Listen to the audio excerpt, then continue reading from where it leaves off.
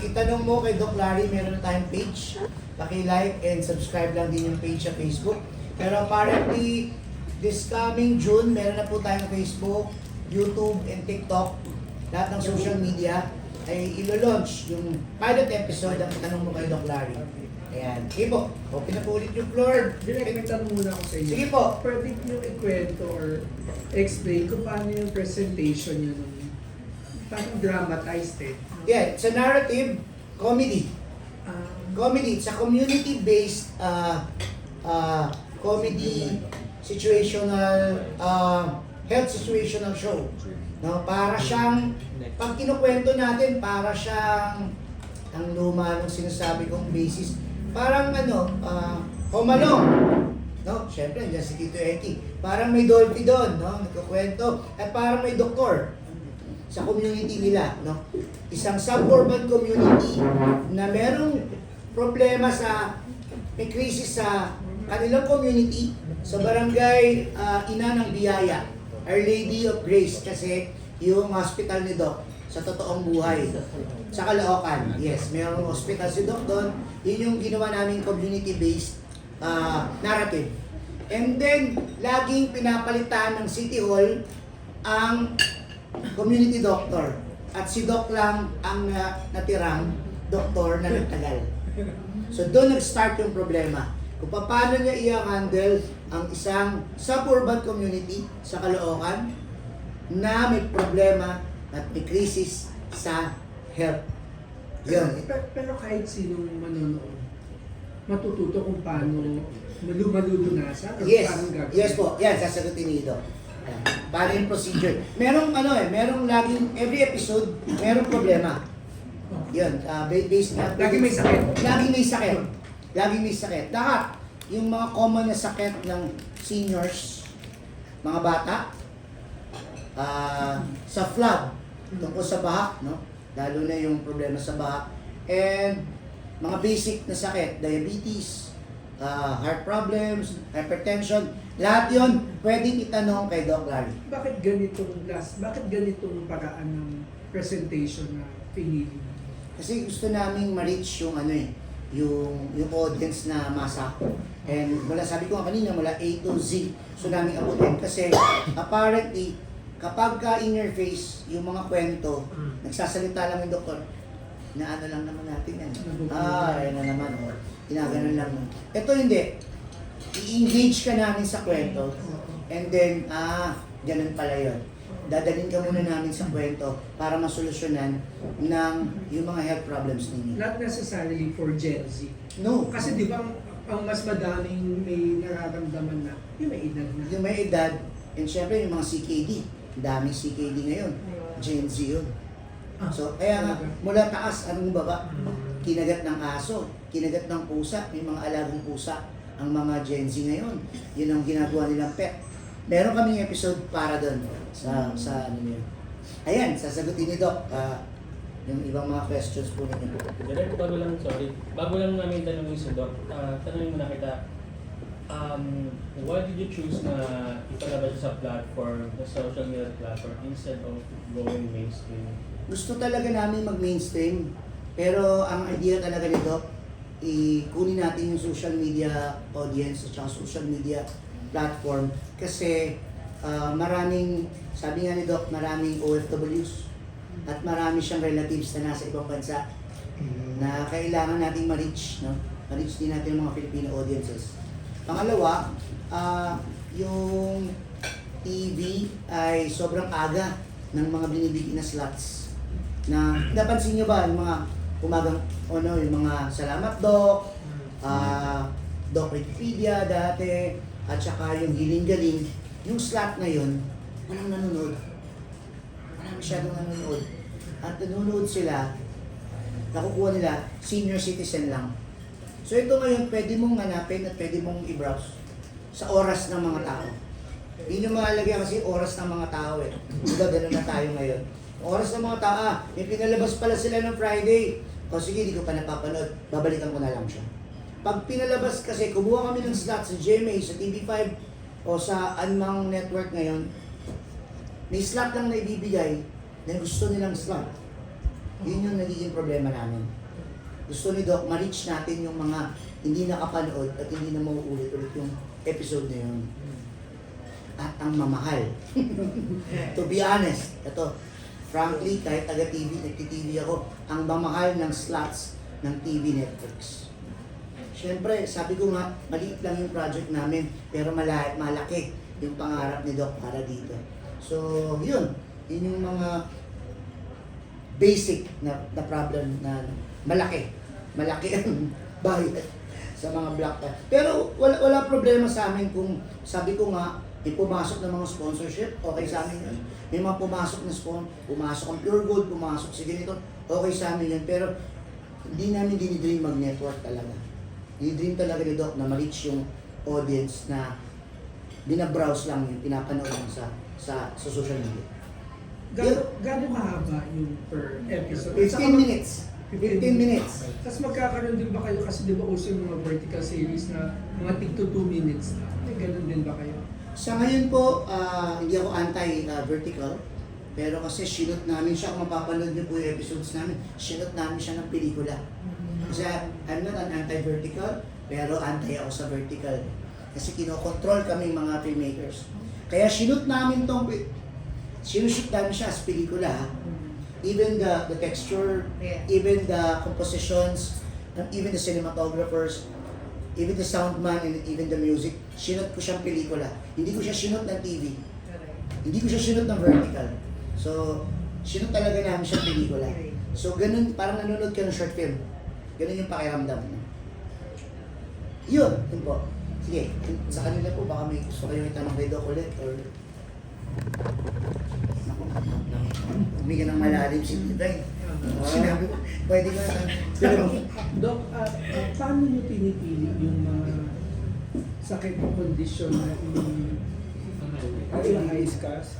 Actually, yun yung mga nakikita namin, common diseases and illnesses in the community na ginawa lang ng narrative ng writers at ni Direk Rom. Common yun eh. Pero bakit mas uunahin yung nakagat ng aso kaysa sa nagka-cancer o kaysa sa sumakit yung paano nyo pina-prioritize? Well, wala namang Walang priority. priority. Walang Walang ganun. priority. Basta kung ano lang yung ano nila, mauna nilang nagawa. Basta yung lahat nun, may list kami, yung mga common cases na nakikita sa community at sa emergency department. Yun naman kasi marami. Although hindi ko sinasabing hindi maraming cancer. Meron din yan, pero kasi hindi kasi siya yung una. Kasi ako I'm a family medicine doctor. Also, primary care. Kasi sa state's primary care physician. So yun yung mga nakikita namin talaga, first time. Maraming may ganun. Ganun sa Yes. sorry, dagdagan mo rin sinabi ni Doc. Binase namin yung algorithm base dun sa ospital nila. Yeah, in common cases. Common cases. Ayun. Oo. Kaya po na namin episode ay dengue. kasi madami. Kasi sobrang dami. Yes. Lalo na sa ospital nila. Yung tag-ulan. Yung tag-ulan, lalo na tong season na to ng June. Kaya din magandang season din to kasi ito yung season ng mga sakit. Ito talaga. Yung leptospirosis. Leptospirosis, meron kaming episode. Yan. Magkakaroon din kayo ng ibang doctors sa show? That's a very good question. Ganito yan eh. Actually, we have doctors to discuss more deeply with regards to the illnesses. No? Actually, meron kami on the side na in-interview after the narrative the show. Pero we also plan to do a podcasting by July para mas maka-discuss kami in detail.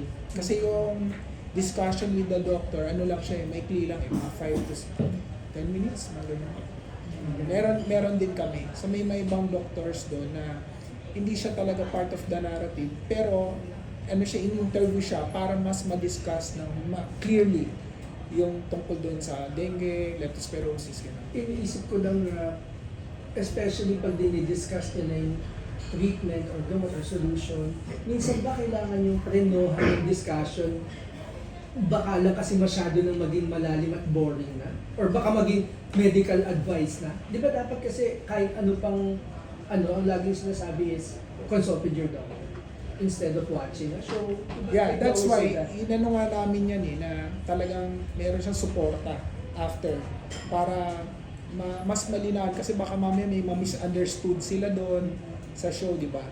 Na meron siyang parang mas malinaw. At na hindi ito substitute for a consultation.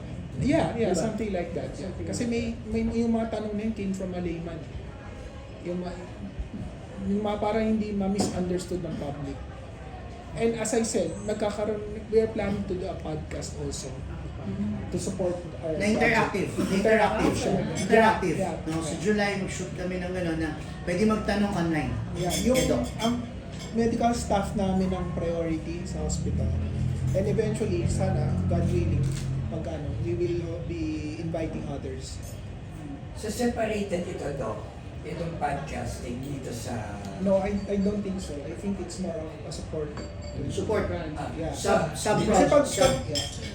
pag ni na direct yun, kasi hindi naman pwedeng yan lang yun eh. Parang may variety ba siya? So the same YouTube channel lang siya. Same. Well, I think so, yes. So ibig sabihin daw, kasi kanina natagal, na-extend sa amin, it's an advocacy. And I believe, nabanggit rin kanina ni Direk, meron tayo ng siyam na pondo na episode. Yes. So right after the 9th episode, are we looking forward for doing another one? Well, hopefully, that's why we're asking for your help. Kung magkaroon tayo ng sponsors and advertisers right now. Tapos same cast, Doc, o I same think si cast. Derek ang makakasagot. Ay, same cast po. Opo. Sabi ko nga, yung community na buo na namin, sabi nga ni Direk Enki, para lang kami naglalaro, pero may kabuluhan, sabi niya. Same, pero every week may iba kaming guest. No? Sana, Ayun. sana sa mga susunod na mga episodes namin, makapag-guest kami ng iba pang comedians, iba pang mga doktor na celebrity doctors din na makasupport. Sana makakuha kami ng ibang artista na talaga makatulong din at baka naniniwala dito sa advocacy ni Doc sa tanong mo kay Doc Harry. Tapos kanina, Doc, parang napag-usapan, correct me if I'm wrong, halimbawa, meron din ipapakita yung mga pinaniniwalaan ng mga tao kung paano, superstitious beliefs Yes, or old yes. wives' tales. Pero, ang sinabi nyo, hindi nyo siya i-debunk directly. I-explain nyo lang. Why don't you just debunk it directly? Kung talaga namang it's not effective, kung talaga namang hindi Yeah, baka nga nakaka-harm ka. I can't remember na hindi sinabing hindi i-debunk, but we will explain it clearly what is the right thing to do. Okay. But you won't say, will you say, We follow the outright script na- kasi, but if we will be asked, we will try Say na to no, it's not- correct the misconception. Like yung sinasabi yung bato doon sa rabies, no, that's wrong. You'll say it that way. That's wrong. If Kung we kung yun sa ang podcast, kasi na-take na namin eh, di ba? But kung sa podcast, kasi pwede naman sila magtanong online eh. Or while we're shooting or ano. We will say that. Para makorek, ang ano nga kasi maraming misconceptions, di ba? Every year may leptospirosis, baha. Pero pag nakita mo, pag sa bag, may magsiswimming ng mga bata, and it's still dangerous. Yearly may ganon, lumalabas sa news, di ba?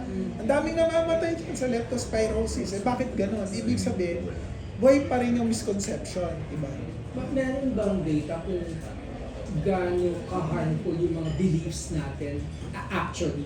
I cannot answer that. Siguro sa epidemiology ng DOH, I think baka meron sila.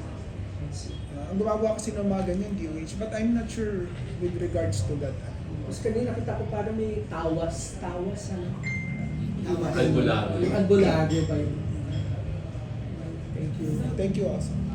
Kailan niyo po na-realize na gusto niyo maging doktor? And meron ba kayo yung pinaka-memorable moment na nasabi niyo, buti na lang doktor ako?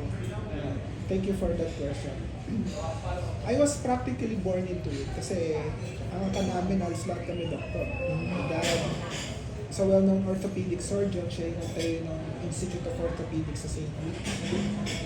May mom is a specialist, mga kapatid ko are all doctors sa States. Mga pinsan ko doktor din. Yung lolo ko na nagtayo ng hospital sa Osaka.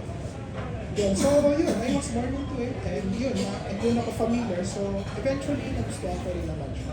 Although I'm not the best in the class. Yung brother ko, yun yung nag-excel. nag-play siya sa boards, but I'm just only Pero yung pinaka-memorable for you na experience as a doctor na buti na lang doktor ako. Meron ako na sa marami. Kasi when you were training, although pagka nagre-residency ka, napakaliit na sahod doon. Actually, nag-train ako sa MCU Usually, pag mga private hospitals na nag-train ka, mababa lang sobrang liit na sweldo doon. Kaya marami sila government kasi malaki yung sweldo. But it's not always the money kasi. That's where I was more comfortable. And ano siya meron siyang sense of fulfillment, promise. Kasi nakakatulong pa sa tao. Yun. Kahit pagod ka, dami-dami pasyente. Sa community, na-assign kami, puro mahirap ang pasyente doon. We have 3 community centers na sa MCU. Yung isa sa likod ng MCU, alam mo yun, St. Peter, St. John. Ayun. Ang daming pasyente doon. Pati doon sa dalawa kami. Kaya lang kasi, it's very memorable. Pag ako lang kasi naka-assign doon, plus mga interns na, mga estudyante. Interns. Pila, dami. Because, libreng gamot. Libreng gamot sa may health center, mga nag-donate sa church, gano'n. So, meron kang sense of fulfillment kasi hindi naman kami binabayaran kasi sweldo na napakaliit. So, kahit daan-daan, hindi naman. So, 50, saka half day, ganyan. Pero pagod na pagod ka, meron kang sense of fulfillment kasi kahit paano nakatulong ka. Yun lang. Salamat. Doc, anong tanong ng pasyente ang hindi nyo makakalimutan? Marami pa, minsan iba, stupid question eh. Tulad ng Tutuloy ko pa po ba yung gamot ko kahit na wala na akong sintomas or mga ganun ba?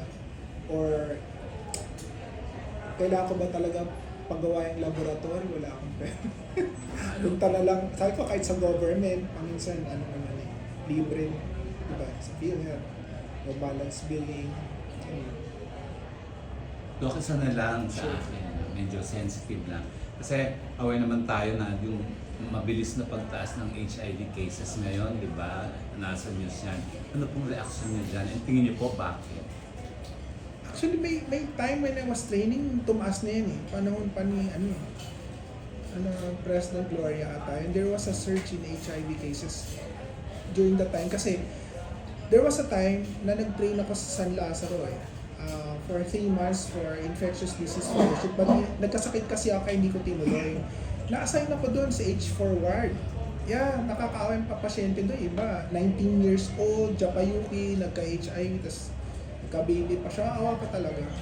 So, may mga times na nagsisurge siya. But what's naman na ngayon, kasi yung antiretrovirals, na siya na-arrest na siya, hindi katulad dati na talagang deadly. So, nagkakaroon siya ng parang remission. So, kahit nagsisurge, siguro it's just the attitude ng mga bata ngayon. Yung safe sex siguro. Tsaka kasi meron kasi, during the time that I was in training, ang mataas yung MSM, men sex with men. Yan ang mataas. Ngayon hindi ko alam kung kahit heterosexual, Pero kasi, ang nga doon, yung antiretrovirals niya, nakaka-help siya na hindi siya mag-progress at full-blown AIDS. So ano talaga yun? Pag-asa na yun, taon na yun. Magandang balita. Hindi naman talaga pag-asa, pero may hope. Kasi during that time, nagka-surge na eh. Paminsan nagaganyan eh. For whatever reason, siguro talagang yung promiscuity ng mga kabataan, tsaka yung MSM, hindi ko alam kung dumami na naman. Kasi noon marami talaga namamatay dyan eh. Kasi I was assigned to that ward, hindi ko marimutan, H4 eh. Marami pasyente at that time. Do you think, Doc, that's a good episode or it's too sensitive for the YouTube channel? Yung HIV, do you think it's gonna be a good Gagawa niyo ba? subject for an episode? Yes. Masyado siyang sensitive. Yan eh. Siya, social significance yan. Tsaka tingin ko malaking impact niyan sa society pag nagawa natin. HIV. Tsaka more on siya eh. I think yung attitude talaga ng mga tao siya. Kasi dangerous talaga minsan. Kasi ang HIV kasi, siya eh. Body fluids eh. Siya na transfer. So pag hindi ka maingat, hindi ka nag-condom, or hindi mo naman talaga kakilala yung ganun partner mo, tapos MSM ka pa di. talagang malilipat siya. Saka marami pa rin kasing tao na hindi alam kung ano talaga, paano ang tungkol sa HIV. Yeah, maraming misconception. Madaming misconceptions. Tsaka hindi lang HIV. sexual Yung iba na pag natuka, Needle, yes. needle, yan. May nangyari yan sa mga colleagues dati, mga nurse. Merong totoo ba yun? Dok, may baby pinapanganak meron dahil yung nanay meron. no? Yes. Ano yan? Intra-fetal, metal transfer. Yun nga yung kinuwento ko sa inyo, when I was assigned, yung tawag nila H-forward. Meron ng pasyente doon, siya pag bata pa siya. Yung anak niya, meron din. Bata, kasi nag-work siya sa Japan 19 years old. Hindi ko na alam kung ano nangyari sa long time. 2010 pa. 2000. I was aware of that surge. Ngayon meron ulit. Bakit Thank si, you. si Magic Johnson boy? Ayun nga, kasi nga meron ng antiretroviral. Na-arrest siya. Hindi siya nag-progress sa full-blown AIDS. Hindi ko siya death sentence talaga. Kung mag-respond yung katawan mo. Yung CD4 count kasi binibilang doon yung yung immunity mo, yun ang minomonitor yung CD4 count. When it goes so low, sobrang bagsak immunity mo, magpa-progress na talaga yun sa AIDS, yung acquired immunity deficiency virus. Kung ka sa maraming sakit, yun, dun ka mamamatay. Pero Dok, nakikipag-sex pa siya. Ayun ang hindi ko. Oh. Pwede kung kaya niya, pero kasi Pero endangered sobrang kasi yaman din niya kasi. semen pwede Sobrang na- yaman ni Magic No, Doc. No, Doc, no. Sobrang yaman din kasi ni Magic Johnson. Like kaya niya i-maintain siguro ng stem cell yan. Pero ngayon mura na yung mga Sobra. prevention. In that note, may episode kami ganun. Ayan. Na para papabayin sa masa yung Yes. education. Oo. Kasi nagiging trauma Nagiging trauma yung sakit or ano man. Para rin naman yung high blood. Yes. Para rin yung diabetes. Oo. Chronic. At madaming misinformation. Sobrang kasi. marami. Kaya yun yung pakay ng show ay pababain sa masa yung sakit na hindi din kabahan. Na hindi rin masakit agad sa mentally, hindi masakit yung pagtama sa kanila ng mga sakit na kagatin ako ng aso na hindi, pabababain na. Kaya ginawa namin comedy. Baka yun din yung purpose namin para gawing comedy para magaan nilang tatanggapin yung mga nangyayari sa nangyayari sa kanila. Yun. Doc, question lang. Right now, based naman sa statistics, yung doctors to patient ratio natin sobrang baba. Baba, yes. Parang 1 per 23 or 20,000 Okay. Per patient. So sabi nila it's a health crisis talaga sa Pilipinas. How do you think shows like yours complement the current situation in the country? Thank you for that The medical question. crisis. Tama ka, there's a big disparity talaga, even dati pa. I would like to add to that. Mas grabe, kasi yung doktor, marami sa Metro Manila. Sa probinsya, wala May mga ibang health centers na doon, nurse lang. Yun, going back to your question, malaki yung magiging impact niyan kasi yung mga misconceptions nila about yung mga urban legends regarding yan, matidebunk natin, lalo na kung mali talaga. Lalo katulad nung sa rabies, nalalagyan mo mali yun mamatay ka talaga doon. So malaking, it's, I think it will have a very huge impact socially, especially to the yung mga nasa probinsya, yung mga wala silang access sa healthcare, yung walang mga doktor sa mga nila, sa mga health centers. Hey Doc, alam mo po na kapag nagka-practice na eventually lilipat ng bansa, Ay, totoo yan. Meron Kayo kami po, episode ba't dyan. kayo po when did you decide to stay in the country? Okay, to practice gantihan. your profession? Okay, after I graduated training ko sa MSU back in 2007, I went to the United States nakakuha ako ng observership program doon sa Greenville. I forgot the name of the hospital. Anyway, 2 weeks ako doon. Observer ako sa Department of Geriatrics nila. They wanted me to repeat my residency kasi dami-dami exam. I felt that it's not for me. Tsaka iba yung buhay doon Tsaka yung kulang ang doktor dito, tsaka wala magtatakbo ng hospital namin. So I decided to stay. Although may brothers, dun sila talaga na. Yun. They wanted you to repeat, Doc, kasi wala silang belief sa kalidad ng edukasyon. I think it's a process kasi hindi naman porket license ka dito, they will honor your license there. Actually, mahabang steps yun. During that time, 3 steps. Tapos nung nandun na ako, ginawa pang 4. So ang dami nun, provided it will take you 1 to 2 years, but provided take 1. So, yun. Tapos ano pa doon, pag katapos mo mag-train, kukuha ka ng exam. Dito meron din, pero once lang doon, every 7 years. May certification exam sa tumanda ka. Ganun kalupit. Yes. Para ka mag-board Dapat exam. ganun din dito. I cannot comment, pero parang hindi acceptable sa maraming Pilipino yun. Kasi ngayon nga lang si continuing medical education, siguro pati sa ibang profession, di ba yung alam naman yung pinasa nila? Kasi toxic eh. Yung units na you need to renew for the professional license sa PRC, di ba meron nun? You need to attend a certain number of conventions or seminars, tapos may units yun for you to renew your license every 3 years. Yes, Doc. Given the advent of technology ngayon, marami ng Pilipino ang umaasa na lang sa pag-google, pag-chat GPT Yeah, that's the ng mga sintomas nila. Ano masasabi niyo doon? And na-experience niyo na ba na yung pasyente dumating sa inyo na nagsabi na, Yes. ay ganito yung nabasa ko? Yes. Yeah, actually, maganda yan kasi complementary naman. Ang madadagdag ko lang doon, ano yun puro theoretical, pero syempre iba yung experience ng doktor eh. Iba yung, sometimes iba yung theory tsaka yung clinical ay iba rin eh. Kaya nga yung paminsan yung sa ano natin, messenger, may mga nagpapakonsult sa akin. So, may mga labs, pero maganda ka rin kasi pag physical exam ka, iba eh. Paminsan, mag-uubo ka, tapos pagka sabi lang, magaan lang, pero pag nagpakonsulta sa'yo, pag in-auscultate mo, meron ng crackles na tinatawag, may tawag doon, may sound kang maririnig, so hindi lang siya basta-basta na ano lang ubo, so ano na pala, bronchitis or pneumonia. So sa akin, okay yun, parang complementary, but you cannot totally rely on it. Iba yung clinical eye pa rin ang doktor. Yun. Ano po ang mensahe niyo sa mga pasyente nga na inuuna muna mag-google or mag-chat GPT ng sintomas nila? Best pa rin is to see a doctor. Pero ano wala namang harm na meron kang knowledge beforehand. Pero kasi iba pa rin makita ka na PE ka ng doktor.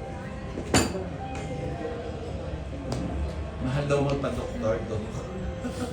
Sa government, libre, tsaka sa health center. Yeah. Pati gamot, libre. Sa may health center, At promise. madami pang hindi alam yan.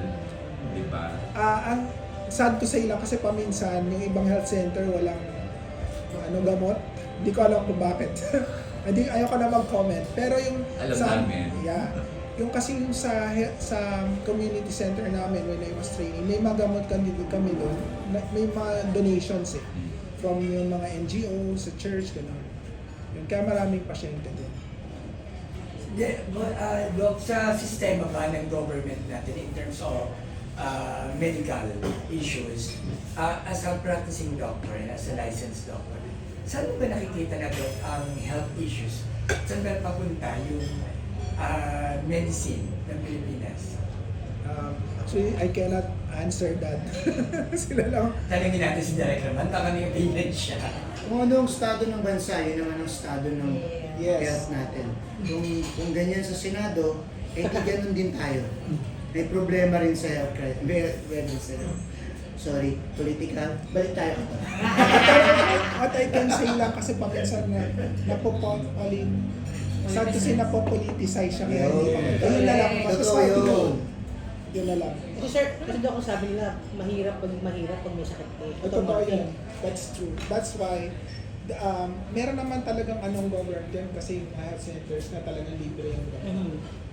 Yun talagang hindi ko lang alam kung may problems sa supply chain o sa yun lang. Hindi ko kasi makomment kasi hindi na nila sila yun it's theirs to explain and sila nakaka. That's why ginawa namin tong project. That's why ginawa natin, kinrate namin ni Doc Larry to. Kasi para kahit pa paano makatulong kami sa social change. No? Makapagbigay kami ng answer. Kahit pa paano makapagbigay kami ng answer through social media. So, yun. So, any questions po? Na meron pa bang tanong, clarification, Sa YouTube. suggestion? Sa YouTuber. Sa YouTube, Facebook, TikTok po.